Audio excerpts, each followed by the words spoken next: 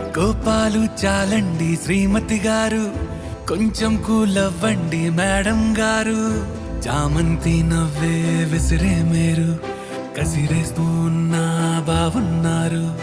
సరదాగా సాగే సమయంలో నా మరిచిపోతే బాధ కబురు. వద్దు అంటూ ఆపేదెవరు?